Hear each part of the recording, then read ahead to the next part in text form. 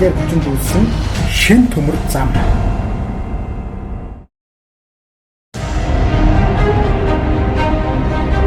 Ямар юм солиороод унваа гэж гайхалах. Яг үндэ би энэ дугаард хамаарах баримт мэдээлэл үйл явдлуудын болж өнгөрсөн дарааллыг уншиж байхад л энэ үг толгойд минь орж ирээд ёор болж өгөхгүй байсан юм. Тэдгээр баримтуудын он сарын дарааллыг хараад үзвэл Монгол улсын түүхэн дэх шин төмөр замын процесс нь Шоронгяндан улаан эзлэлт, хуулийн хүчирхийлэл, баримтчилгаа, хэлмэгдүүлэлтийн аргаар л бүтсэн болох нь харагдаж байгаа юм. Тэгэхээр цөмөрөө он цагийн дараалал дагуу болж өнгөрсөн үйл явдлуудыг баримтаар жагсааж байгаад хамтдаа үзцгээе. Анхаарлаа хандуулна. Тавчтай хүүхнэр уул барин хөрсгийн засгийн газар огцорсны дараа Лувсан намсран оюун эрдэнэ ерөнхий сайдаар томилогдсон билээ. 2 хоногийн дараа 1-р сарын 27-ны өдөр улсын хурлын дарга Зандан шатарт бараалхаж байхад нь шудраг 5-1 улсын хурлын дэд дарга Төмөрбаатарын 2 сайхан нар хамт байлдсан байдаг. Дараа нь түүнийг шоронд хийчихсэн. Юутайч үүнийг тогтоогоод авчихаарай. Яг тэр өдрөө оюун эрдэнэ Зүүн Баян хангийн төмөр замыг барих 28 дугаар тогтоолыг үйлдэж баталсан байх юм. Ерөнхий сайд болохдоо үүнийг зорж байжээ гэж ойлгох болно. Улмаар ерөнхий сайд данх маань 2021 оны 7 дугаар сарын 10-ны өдөр авилгатай тэмцэх газрын дэд даргаар аз жаргалыг томилсон баулмаар авилгатай тэмцэх газрын даргыг засгийн газар томилох эрхийг барьж авснаар барьж тавих 20 чалах эрх мэдлийг өөрийнхөө гарт бараг л төвлөрүүлж чадсан байдаг. Үүн дээр нь тагнуулын ерөнхий газраас ерөнхий сайдын мэдээлэл байдгийг хэлбэл зохиолтой. Энэ бол оюун эрднийг эрх мэдэлтэй болгосон хамгийн том хүзрэн байлаа. Одоо тэрээр өөрийн томилсон авилгатай тэмцэх газрын даргад тушаал өгөхөд хэнийг ч авилга албан тушаалын хэрэг үүсгүүлэн саатуулж чадах хүчтэй болоод авч байгаа хэрэг юм. Үүнээс хойш хэрэг явдлын жагсаалтыг үргэлжлүүлэн харцгаая.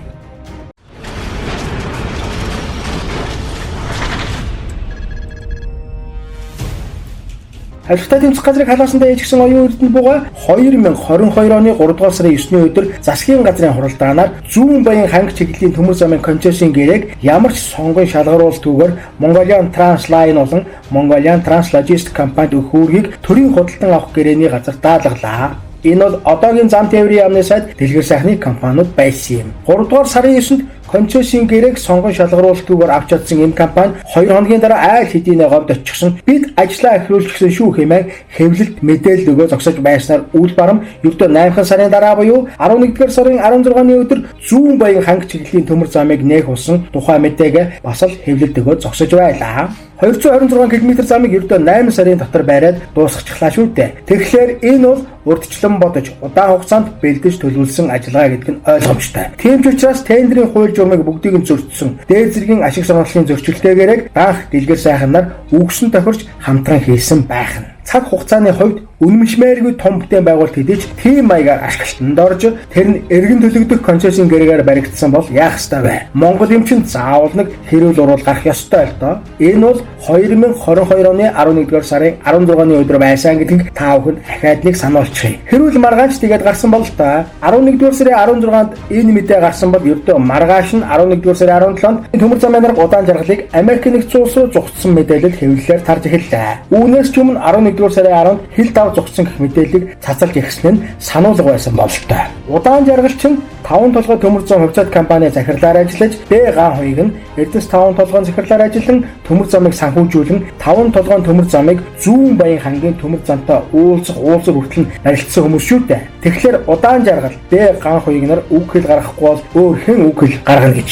Монгол улсын цэрэг армийн барьсан төрийн өмчийн төмөр замыг хувийн компани булааж авах гэж байхад дуугаа загсна гэж юу байхад те. Тэгээд удаан жаргал Б гаан хоёрыг бас энэ мэд муу муухай үйлдэлийг нь мэдэж байсан аюур сайхан нарыг шоронд хадгалах хэрэг гарсан байх нь. Аюур сайхны хувьд гэнтэл гэрээс нь алтан морь гарсан гэдэг үйлдэлээр шоронд орчихсон. Тэрэн дээр нь бас сая доллар шал таалаас нь гардаг гэсэн юм нэмэгдсэн ч тэр тухай видео бичлэг зураг хөрөг аль нь ч байдаггүй. Ер нь бол гүтгэлэг дунчихсан байхаа гэж харддаг. Ядаж тэр алтан морьныхын зурагч байдаггүй юм. Харин удаан жаргалын аз таархад тэрээр Солонгост явж байхад нь авилгатай тэмцэх газар гэртэн нэрлэг хийгээд гэрэл цохолчож тэгээд л тэрээр гадаад руу зогтсон байх нь. За Зүүн Баян ханги чиглэлийн төмөр замын тухай бид нэр яриад удаж байна. За энэ төмөр зам засгийн газрын одоо шууд худалдаа авалтаар концессийн хууль зөрчиж хийгдсэн гэдгийг бол бид өмнө бол хэлж ирсэн.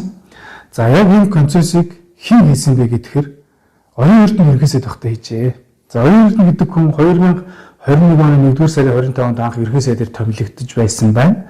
За үүнээс 1 жилийн дараа буюу 22 оны 1-р сарын 27-нд 28 дугаар засгийн газрын тогтоол гэдгийг батлаж нэг концесс хийх тухай тогтоол гаргасан. За ингээд 22 оны 3-р сарын 9-нд Дэлгэр сайхан сайтын үүсгэн байгуулсан охин компаниудтай шууд худалдаа авалтын гэрээж концессийн хуулиа зөрчиж шууд худалдаа авалтыг хийсэн. За энэ эрдэнэ тухайн үед юу гэж хэлсэн гэхээр төмөр зам барьсан туршлагатай болохоор энэ компанид өгсөн гэдэг.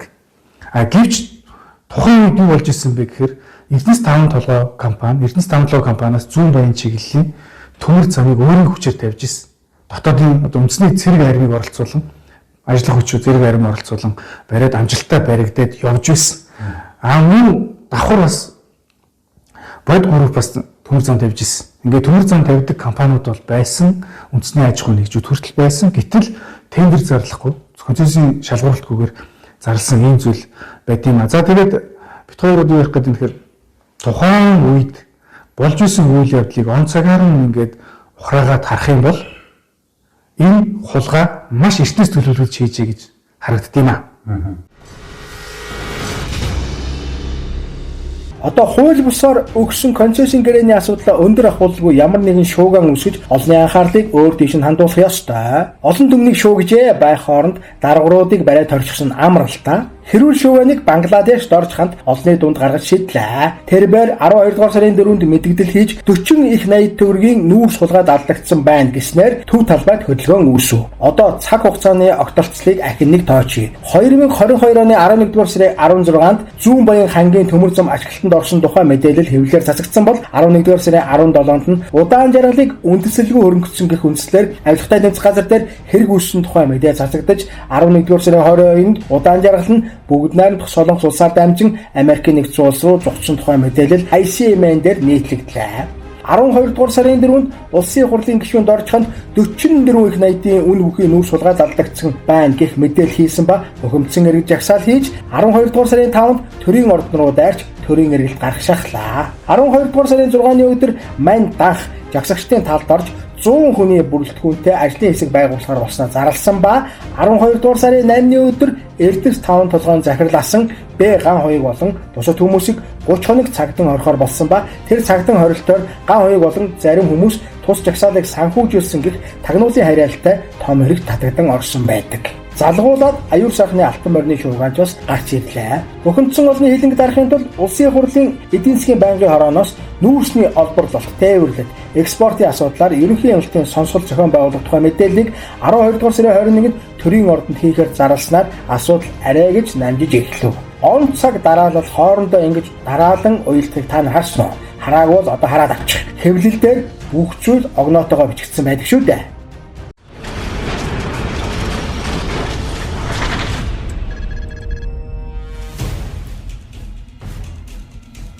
Нүүрсний сонсголоор нэрс нь гарч ирээд байсан архаг эрсдийн гэмт хэрэгтнүүд одоо ч шоронд ороогүй байсаар байхад л нэг намын хоёр үнэ шоронд хийчихсэн. Бас Женкотой холбогддог хөдөлмөрийн баатар үнийг шоронд хийх гээд хэвлэлээр артиллерийн галын бэлтгэл явуулаад эхэлжээ байтал өнөөх нь өөрийгөө заалтын галд өртөх гэж байгааг ойлгонгуудаа Америк руу зугтаад явчихсан тул үүлтэйгээр аюур сайхан ган хоёр л шоронгийн нааран дээр заларчихсан байх атал 40 их 80-ийн нүүрсний хулгайч нар шоронд ороогүй. Тэр тусмаа жижиг 5 толгойг тэр жигт нь хулгайлчихсан Ажна Батэрдэн, Адиасурн, бас админералын амар өсгөн чулуун загдар одоо ч эрх чөлөөтэй явсаар л байгааг бодоод үзээрэй. Сонин байгаа биз? Шин төмөр зам шоронгийн нааран дээр хүчндүүлжээ гэдэг гарчиг чинь чухам эндээс л гараад ирсэн хэрэг юм. Учир нь хүчндэгчийн гол зорилго нүүрсний хулгай дээр биш, шин төмөр зам дээр л төвлөрч байж шүү дээ. Янзын нарийн зохион байгуулсан шүүгэн байгаа биз? Лав Монгол хүн ийм нарийн юм зохион байгуулж барахгүй бах. Харбины гэрээний автор тариг яадаг юм бол гэхээс энэ шорон гяндан барай тавианы өмнө юу болж өнгөрөөд ямар бэлтгэл ажил хийгдсэн бэ гэдгийг түрүүн дээр дурдсан.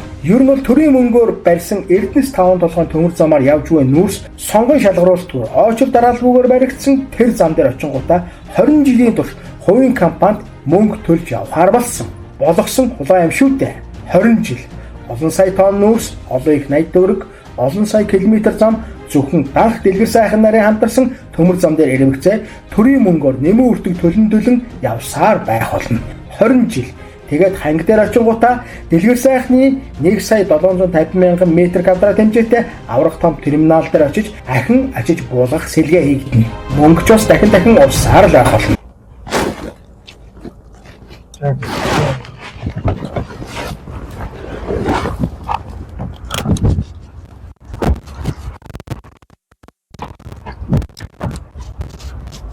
Оосооч. Өртөө даруун нэг байр болоо. Өртөө даруун байр болоо. Та биш юм уу те?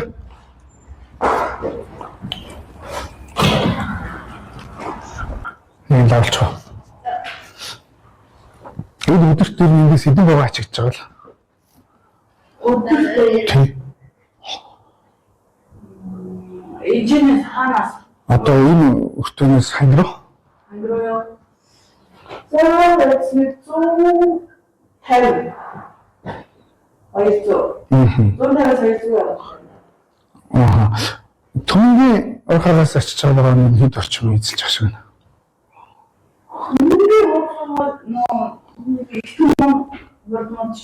Тийм дөрөв төмний байгаа шүү дээ. Тэрнээс ч ажигдж байгаа юм тэгээд болцсон шүү дээ. Ер нь 100 байна шүү дээ. Тэр нөгөө Монголын төмөр замаар ирж байгаа 5 дугаар ирж байгаа нэрээ баг гэсэн үг. 5 дугаараас ирж байгаа баг. 5 дугаараас ирж байгаа жинчнээс ичигдэх байгаа ш.